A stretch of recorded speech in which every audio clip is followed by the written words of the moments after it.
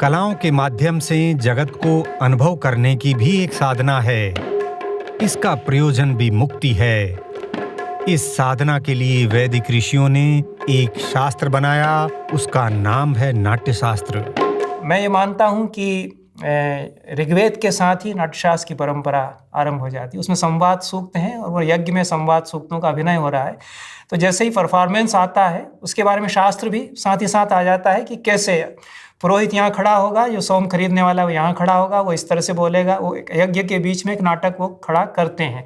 उसका मैनुअल है ब्राह्मण ग्रंथों में कि वो ऐसे ऐसे कहेंगे, इस दिशा में देखेंगे, इस एवं परिक्रमा करेंगे। ये सारी जो क्रिया है वो नाटकीय है और उसके लिए एक मैनुअल तैयार किया जा रहा है। तो नाट्यशास्त्र तो कई हजार साल पहले ऋग्वेद के समय से ही चल पड़ा। अब जो हम कह रहे हैं बात की, वो ज्ञान की एक धारा है, मौखिक परंपरा में है। उसके सारे निर्देश उनको कोई फिर संकलित करता है, उनका डॉक्यूमेंटेशन करता है, तो संहिता बन जाती है।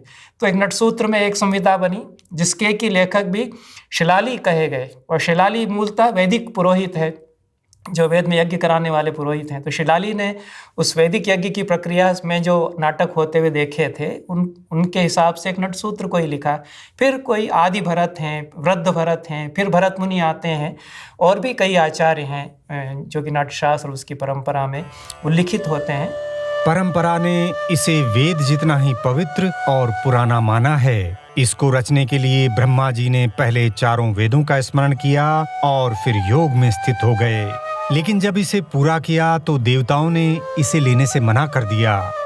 उन्होंने कहा कि न तो हम नाट्य को ग्रहण कर सकते हैं और न ही धारण कर सकते हैं, क्योंकि इसके लिए जो व्रत और साधना अपेक्षित है वो हम नहीं कर सकते।